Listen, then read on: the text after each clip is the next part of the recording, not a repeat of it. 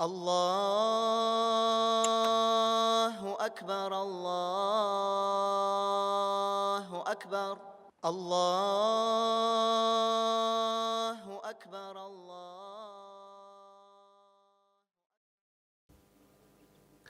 السلام عليكم ورحمة الله وبركاته. بسم الله الرحمن الرحيم. الحمد لله والصلاة والسلام على رسول الله وعلى آله وأصحابه ومن والاه وبعد. Хвала Аллаху Субханаху ва Тааля, милостью которого мы с вами здесь собрались и продолжаем изучение самой объемной, самой большой суры из Корана. Это сура Аль-Бакара. И мы с вами остановились на истории сотворения первого человека Адама алейхиссалям. История сотворения праотца нашего Адама алейхиссалям, где Аллах Субханаху ва Тааля говорит: وَإِذْ قَالَ رَبُّكَ لِلْمَلَائِكَةِ إِنِّي جَاعِلٌ فِي الْأَرْضِ خَلِيفَةً. И вот твой Господь сказал ангелам: я установлю на земле наместника. Сказали, что слово наместник, халиф, с арабского языка подразумевает идущий следом. И здесь предпочтительно мнение, как высказали некоторые, то есть творение, которое идет следом за теми творениями, которые жили до него на земле. И тогда ангелы сказали: «Калу атаджалу фиха ман юфсиду фиха ва ясфику ддима». Разве ты установишь на ней того, кто распространяет нечестие и проливает кровь? «Ва нахну нусаббиху бихамдика ва нуқаддису лак». А мы же восхваляем тебя и прославляем. И Аллах Субхану ва Тааля им ответил: «Каля инни а'ламу ма ла та'ламун». Он сказал: я знаю то, чего вы не знаете.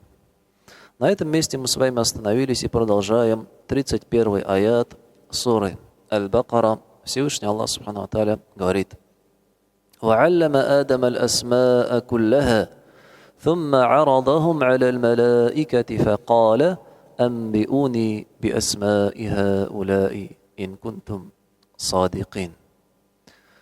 وَعَلَّمَ آدَمَ الْأَسْمَاءَ. И Аллах, Он обучил Адама именам. Что за имена? Здесь ученые высказали разные мнения. Одни сказали, что это имена всех творений. Имена ангелов самих. Как в некоторых высказываниях ученых приводится, что Адам начал обращаться к именам по имен: ты Джибриль, ты Микаиль, ты Исрафиль и так далее. И далее перечислял имена всех творений, которые есть. Другие же сказали, что здесь под именами подразумеваются те творения, которые были на тот момент перед Адамом алейхиссалям. То, что было перед ним. Значит, одни сказали, это вообще все, даже название движений, изменений в природе, да, как дуновение ветра, как называется, название разных явлений даже природных. Другие же сказали, это те вещи, которые были в тот момент перед Адамом алейхиссалям. Аллах Субхану ва Тааля обучил его именно названием этих вещей. Из этого также ученые извлекли пользу. Значит, раз Аллах Субхану ва Тааля обучил Адама именам, названиям, следовательно, названия вещей, они исходят от Аллаха Субхану ва Тааля.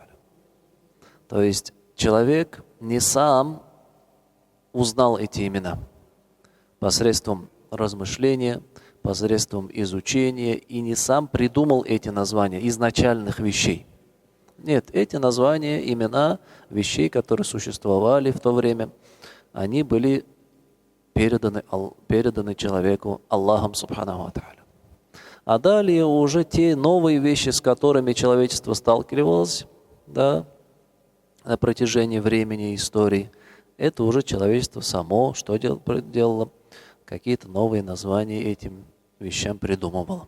А изначально Аллах Субхану ва Тааля обучил Адама, алейхиссалям, названием вещей. И далее что произошло? После того, как Адаму, алейхиссалям, Аллах научил название имена вещей, он арадахум аля малаика. Он показал эти вещи ангелам и сказал: «Амбиуни би асмаи хауляи». Сообщите же мне название этих вещей. Ин кунтум садикин, если вы говорите правду. О чем идет речь? Что подразумевается под словами «если вы говорите правду»? Возвращаемся к прежнему уроку.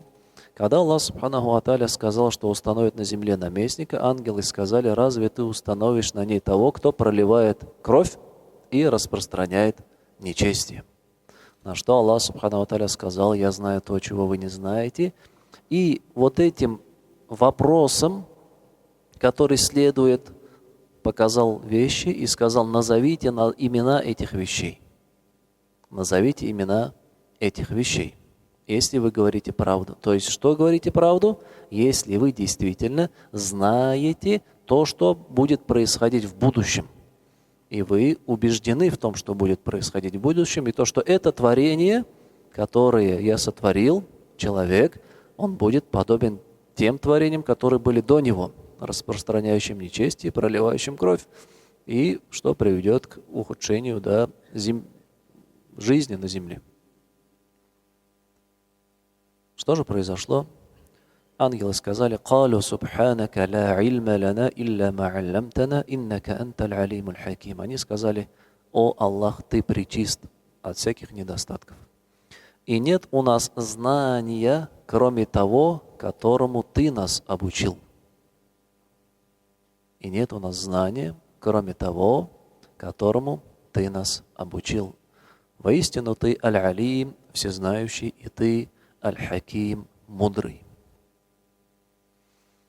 И таким образом Аллах Субханаху ва Тааля дал понять ангелам, что они не знают того, что будет происходить в будущем. Раз они даже названия вещей элементарных, которые являются перед ними, которые находятся перед ними, они не способны назвать поименно. Если только Аллах сам не сообщит им об этом знании. И, следовательно, то, что будет происходить в будущем, и то, что будут делать Адам и его потомки, они тоже не могут знать. Они тоже не могут знать. И то, что они произносили, это лишь предположение. А Аллах же знает, что из потомства Адама будут пророки, из потомства Адама, алейхиссалям, будут праведники, будут сиддыки, шахиды, которые будут поклоняться одному лишь Всевышнему Аллаху Субханаху ва Тааля и своей праведностью даже превосходить ангелов. Своей праведностью даже способны будут превзойти самих ангелов. Значит, смысл вот этого испытания, которому подверг Аллах Субханаху ва Тааля ангелов, в чем? Как мы поняли, когда Аллах говорил: «Я создам на земле наместника», ангелы сказали: «Сотворишь на земле того, кто распространяет нечестие, проливает кровь». И потом Аллах говорит: «Я знаю то, чего вы не знаете», и сделал вот это испытание для них. Если же вы говорите правду и знаете то, что потомки Адама будут делать на земле, значит, вы знаете все. Как бы смысл таков. И значит, вы сможете поведать название этих вещей также, которые находятся перед вами. Но ангелы не смогли назвать эти вещи, так как у них нет об этом знания. Ведь Аллах Субханаху ва Тааля что? Не дал им этого знания. Но дал это знание кому? Адаму, алейхиссалям. И таким образом Аллах также дает понять, что знанием обладает лишь тот, кому Аллах дарует это знание. И Аллах одни свои творения возвышает над другими своими творениями. И в данном случае Аллах Субхану Тааля возвысил Адама над ангелами, дав ему знание того, чего ангелы даже сами не способны узнать. Без воли Всевышнего Аллаха Субхану Тааля. В этом аяте «Калю субханака ла ильма лана», где ангелы говорят: «О Аллах, ты пречист». То есть, если ты пречист от всяких недостатков, значит, если ты пожелал установить на земле наместника человека, значит, ты делаешь это по великой своей мудрости. По великой своей мудрости, а не ради забавы и не бесцельно. Ты пречист от подобных недостатков. И вот эти слова ангелов, где они говорят: мы знаем лишь то, что ты нам сообщил, то, что ты нас обучил.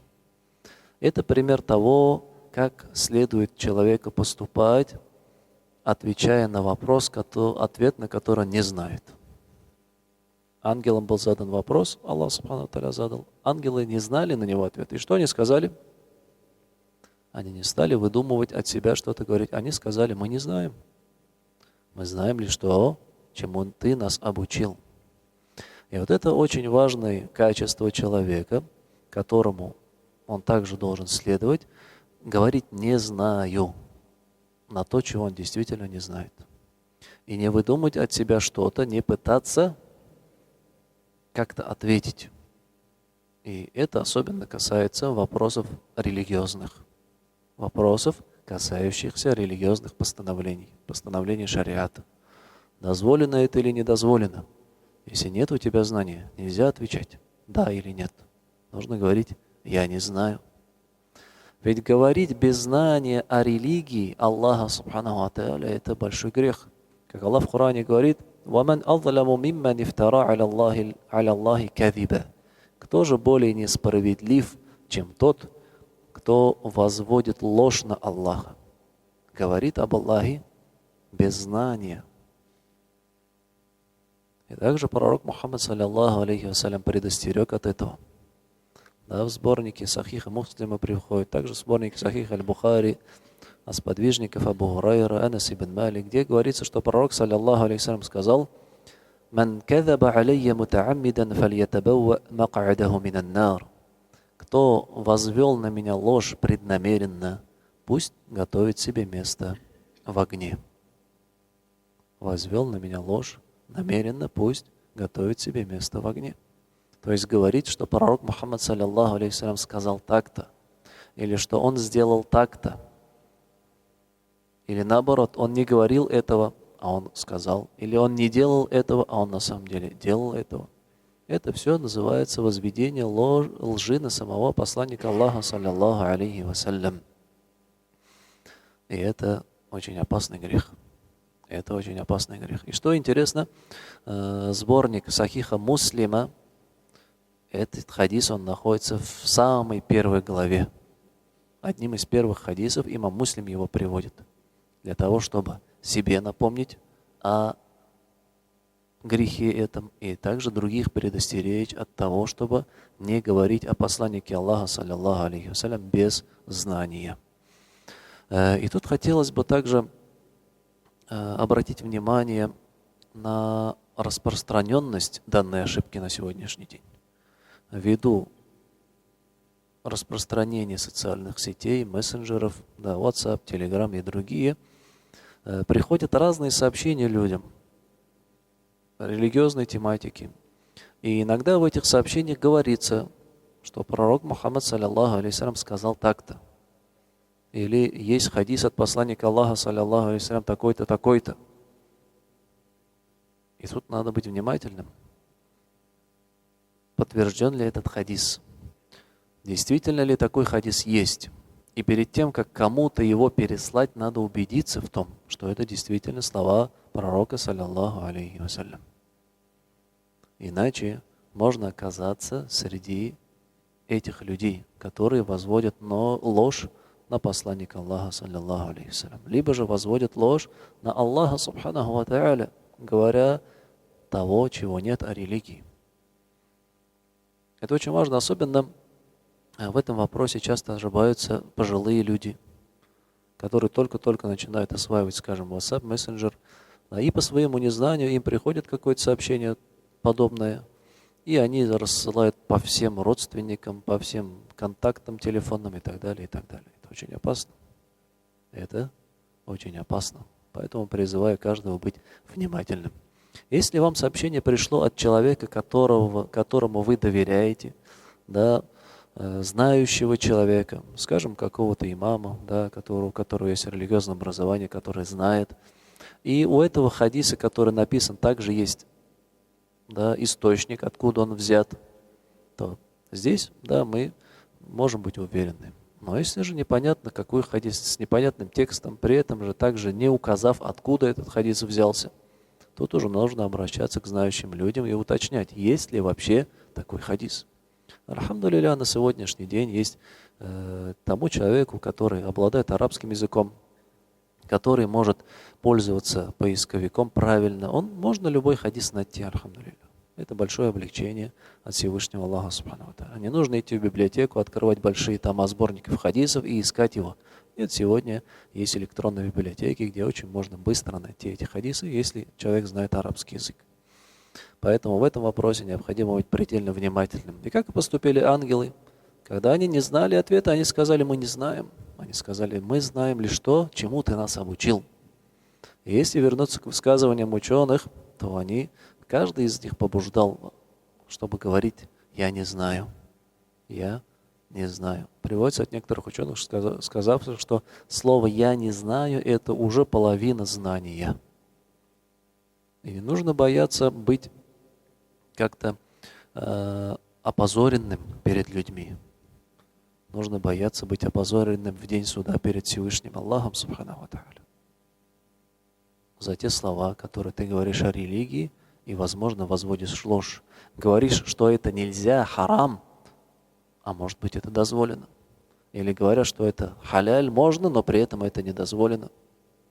И если вернуться, опять-таки, к высказываниям ученых прежних поколений, они боялись говорить слово харам или халяль.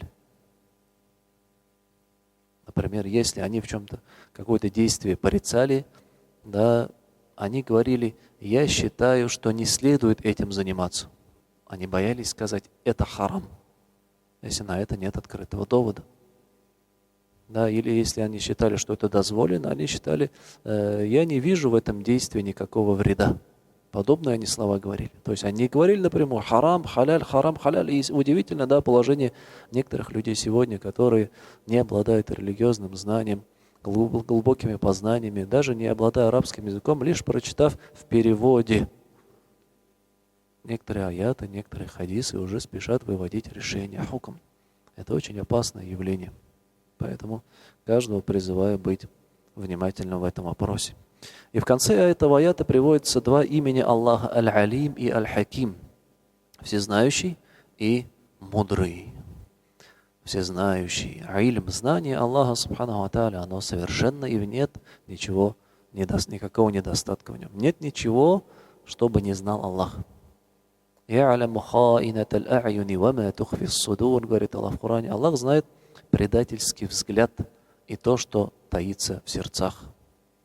Предательский взгляд — это когда человек, находясь в обществе, скажем, благонравных людей, и когда они находятся на улице или где-то стоят в пути, проходит, скажем, какая-то женщина и девушка, и он как бы, потупляя свой взор, как бы, да, немножко понижая свою голову перед людьми, при этом он резко глазами взгляд свой бросает на то, что нельзя смотреть. Вот это называется предательский взгляд. С виду человек потупляет взор, но при этом он резко глазами взгляд бросает на что-то запретное. И Аллах знает то, что в сердцах наших, то, что скрыто, наши намерения, с какими намерениями, стремлениями мы выполняем то или иное действие. И Аль-Хаким мудрый. Аль-Хаким мудрый. У нас при толковании прежних сур, да, альхамдулилля, мы с вами изучили суру Юсуф, суру Аль-Кахф, суру Лукман. Мудрость, да, в суре Лукман, мудрость, понятие мы уже с вами изучили. И мудрость — это умение ставить вещи на свои места. Умение ставить вещи на свои места. Способность это делать. То есть действия являются уместными. И, несомненно, Аллах Субхану ва Тааля наимудрейший. Каждое его слово, каждое его решение, оно уместно. И оно приносит наибольшую пользу для его творений. Как вопросы, связанные с предопределением. Если Аллах Субхану ва Тааля кому-то в этом мире что-то предписал, это по его мудрости. Значит, для этого человека в этом благо. Если в религии какое-то постановление есть, дозволенность, либо запрет, либо повеление, это мудрость Всевышнего Аллаха Субхану ва Тааля. И тут важно отметить, что порой не всякую мудрость мы можем познать. Ведь мы слабы, и мы обладаем недостатками. А Аллах Субхану ва Тааля, Он совершенен. Аллах Субхану ва Тааля, Он совершенен, и в Его решениях, в Его постановлениях мы порой можем не разглядеть какую-то мудрость, или не полностью ее осознать, или можем не осознать ее сейчас, но потом мудрость, она станет явной, выявится в будущем. Выявится в будущем. И поэтому в некоторые постановления религии также мы не углубляемся, а почему это можно, а почему нельзя. Качество верующего, если он слышит повеление Аллаха, какое? Он не задается вопросом, почему, для чего. Он говорит, сами'на ва атa'на. Мы слушаем и повинуемся. Мы слушаем и повинуемся. Это и есть качество истинно верующих. Значит, таким образом, Аллах Субханаху ва Тааля испытал ангелов. И затем, «Каля я Адаму анбихум би асмаихим». И затем он сказал, «О Адам, сообщи же о именах этих вещей». فلما أنبأهم بأسمائهم قال ألم أقل لكم إني أعلم غيب السماوات والأرض وأعلم ما تبدون وما كنتم تكتمون. И Адам, алейхиссалям, сообщил название этих вещей.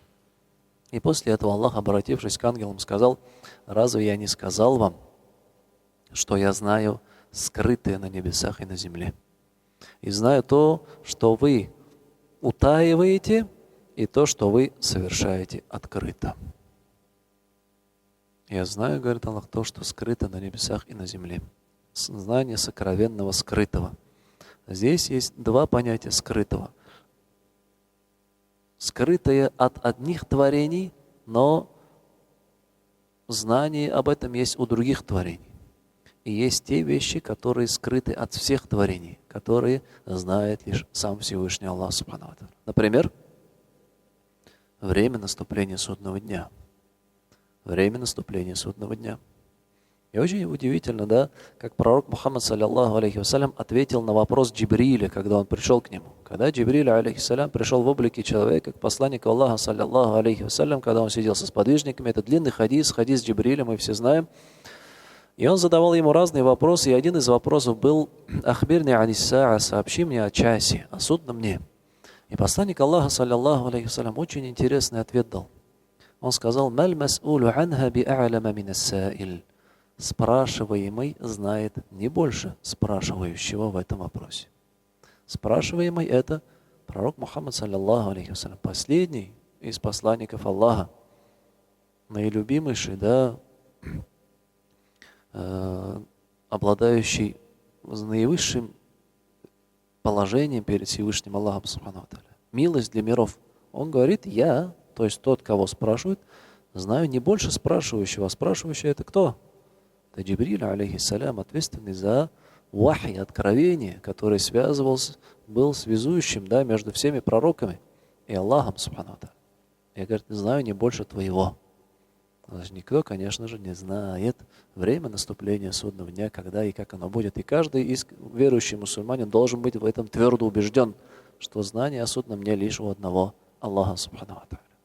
Если же кто-то утверждает, что знает время наступления судного дня и верит ему в этом кто-то, то это является уже ширком. Это является уже многобожием в вопросе знания сокровенного. Так вот, далее Аллах говорит, «Я знаю сокровенное на небесах и на земле, и знаю, что вы скрываете, и то, что вы совершаете открыто». Даже если никто не видит, даже если нет никаких свидетелей, Аллах Субхану ва Тааля свидетель всему, каждому нашему действию, каждому нашему движению, нашим словам. Аллах Субхану ва Тааля шахид, Он свидетель. Он знает, Он слышит, Он видит, и ничто от Него нельзя утаить. Это очень важно. И поэтому каждый мусульманин, у него есть поклонение, качество муракаба называется. Муракаба — это ощущение на себе взгляда Всевышнего Аллаха Субхану ва Тааля. Всегда и везде. И это наивысшая степень веры, к которой каждый должен стремиться. Это также называется ихсан, благочестие. описав которое, пророк, саллиллаху алейхи сказал: «Ан та'буд Аллаха кааннака тараху, фа ин лам такун тараху, фа иннаху ярак». Это поклонение Аллаху так, как будто ты видишь Его. Но даже если ты Его не видишь, то Он тебя видит.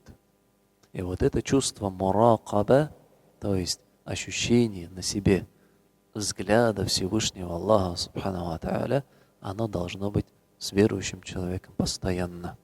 И если человек воспитает в себе вот это качество, он будет далек от греховного, он будет далек от порицаемого, его слова, они станут лишь теми, которые любят Всевышний Аллах.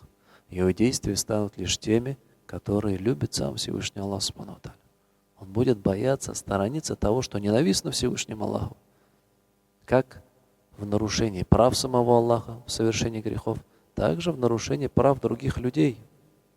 Перед тем, как кому-то что-то сказать или о ком-то что-то сказать, гиба, например, сплетни, злословие за его спиной и так далее, будет помнить, что бы я ни сказал, Аллах ведь это слышит. Аллах, Всевышний Аллах, субхану ва тааля, Он слышит это. И за это слово Он спросит у меня в судный день. И последний аят, которым сегодня завершим, иншаллах. Аллах субхану ва тааля говорит: وَإِذْ قُلْنَا لِلْمَلَائِكَةِ اسْجُدُوا لِآدَمَ فَسَجَدُوا إِلَّا إِبْلِيسَ أَبَى وَاسْتَكْبَرَ وَكَانَ مِنَ الْكَافِرِينَ. И вот мы сказали ангелам: «Усджуду ли Адама, сделайте саджда». Саджда перед Адамом. Мы сказали ангелам: сделайте саджда. Пойдите ниц, земной поклон. Саджда нам известно. Саджда мы совершаем в намазе постоянно, в каждом ракаате. Пойдите ниц перед Адамом. Фасаджаду, и они тут же сделали саджда. Тут применяется союз фа. Есть у нас в арабском слове «ва» союз, есть «фа». Вот это «фа» указывает на непосредственное выполнение. Аллах сказал, они тут же это сделали. «Илля иблис», кроме Иблиса. «Истакбара ва кана аба ва стакбара ва кана миналь кафирин». Он отказался следовать этому повелению, проявил высокомерие и стал одним из неверующих. Этот аят, он нам встречался уже в суре Аль-Кахф, где Аллах субхану ва тааля говорит: «Илля иблиса кана миналь джинни», кроме Иблиса, который являлся из джиннов. Да? Когда первый раз вот этот аят читаешь, и сказал Аллах ангелам сделать саджда Адаму, и они сделали саджда, кроме Иблиса. Да, может сложиться понимание, что Иблис тоже был одним из ангелов. Но в суре Аль-Кахф Всевышний Аллах субхану ва тааля говорит: «Кана миналь джин». Иблис был из джиннов. Но он в этом аяте упомянут, да, наряду с ангелами, потому что он старался им подражать. Он старался быть в их числе и своим знанием, своим поклонением, своей покорностью Всевышнему Аллаху субхану ва тааля. Да? И поэтому из-за того, что он тоже был в их числе, старался им подражать и обитал вместе ними, как говорят некоторые ученые, Аллах субхану ва тааля обратился к обитателям небес, вот, ангелам, и среди которых тоже был один джин по имени Иблис. Имя Иблис, да, у некоторых ученых есть мнение, что раньше у него другое имя было, разные имена они приводят, но само слово Иблис от арабского слова абляса, что означает отчаиваться. И назван он таким образом, потому что он отчаялся в милости Всевышнего Аллаха субхану ва тааля. Потому что Аллах субхану ва тааля обещал ему и предписал ему вечные муки и наказание в аду за вот это ослушание, которое он совершил. За вот это ослушание, которое он совершил. И некоторые толкователи Корана говорят, что, находясь среди ангелов и стараясь им подражать своим знанием, своими поклонениями, в сердце Иблиса зародилась вот эта гордина, высокомерие, самообольщение. И Аллах субханаху ва тааля пожелал очистить Иблиса от этого, от вот этой гордыни, высокомерия. Каким образом? повелев ему преклониться перед Адамом, алейхиссалям, и тем самым показать свою покорность, показать свою скромность и очиститься от этого высокомерия. Но Иблис, алейхиссалям, не прошел это испытание. Вместо того, чтобы выполнить повеление Аллаха, он отказался. Более того, он не просто отказался, он проявил высокомерие, сказав: «Ана хайрун минху, я лучше него. Халякатани мин нарин ва халякатаху мин тин». Ты создал меня из огня, а создал его из глины. Таким образом, Иблис, он собрал в себе все дурное. Он напрямую вышел против повеления Всевышнего Аллаха, субхану ва тааля, отказался его выполнить. Да, и это форма греха, которая хуже, чем даже выполнение запретного. У нас есть два вида греха. Это совершение того, что запрещено, как, например, Адам, алейхиссалям, да, чуть забегая вперед, скажем, он вкусит запретный плод. Оно запрещено, Адам, алейхиссалям, его съел, вкусил его. Это совершение того, что запрещено. А есть грехи, которые хуже этого, это невыполнение того, что повелел Всевышний Аллах. Оно по тяжести хуже. И этот грех выполнил Иблис. Аллах сказал: сделай сажда, Иблис не сделал. И далее он проявил высокомерие, кибр. Кибр – это отрицание истины, отвергание истины, когда приходит к человеку, и принижение других, принижение людей. Батаруль хакки – отвергание истины, принижение людей. И в хадисах пророка, саллаллаху алейхиссалям, приводится, что не войдет в рай человек, в сердце которого было высокомерие величиной с горчичное зернышко. Величиной с горчичное зернышко.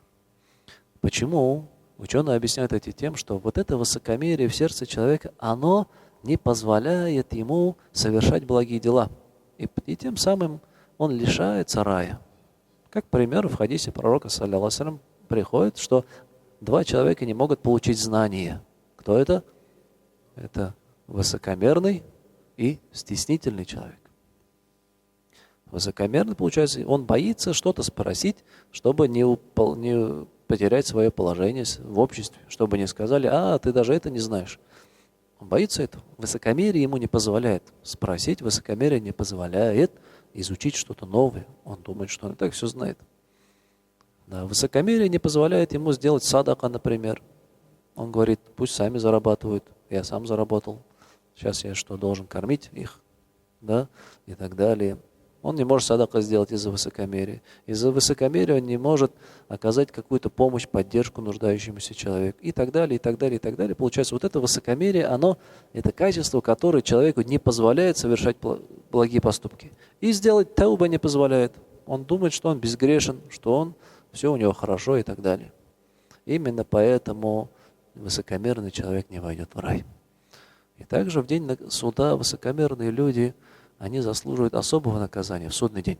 Они будут воскрешены размером с муравья, в форме людей размером с муравья, которые будут под ногами у других творений. Из-за того, что они возгордились в этом мире, они будут унижены в следующей жизни. Таково положение высокомерных. И самое творение, первое, проявившее высокомерие, это Иблис. Иблис, который отказался сделать сажда по повелению Всевышнего Аллаха, субхану ва тааля. Касаемо этого сажда, это сажда по приказу, по повелению Всевышнего Аллаха, субхану ва тааля. И поэтому это сажда само по себе становится поклонением. Поклонением не Адаму, а поклонением тому, кто этот приказ издал. Поклонением Аллаху, субхану ва тааля. Он имеет право приказать одному творению сделать сажда перед другим творением. И в этом нет ширка, ведь это выполнение повеления Всевышнего Аллаха, субхану ва тааля. Также другие ученые сказали, что это поклонение, это сажда является сажда приветствия. Сажда приветствия. Как, например, было в прежних народах до нашей уммы, сажда в знак приветствия, в знак уважения. В знак приветствия, в знак уважения перед почетными людьми. Это не являлось поклонением, это являлось сажда приветствия. поклоном в знак приветствия и уважения. Но мы знаем, что в нашей умме уже, в умме пророка, саллиллаху алейхи вассалям, саджда можно делать только перед самим Аллахом, субханаху ва тааля, и никем больше. وَإِذْ قُلْنَا لِلْمَلَائِكَةِ اسْجُدُوا لِآدَمَ. И мы сказали ангелам, преклонитесь перед Адамом, и они сделали саджда, все, кроме Иблиса. Он отказался, проявил высокомерие и стал одним из неверующих. На этом мы, иншаллах, завершим. Субханак Аллахумма бихамдик, ашхаду ан ла иляха илля анта, астагфирука ва атубу илейк. Ассаламу алейкум ва рахматуллахи ва баракатуху.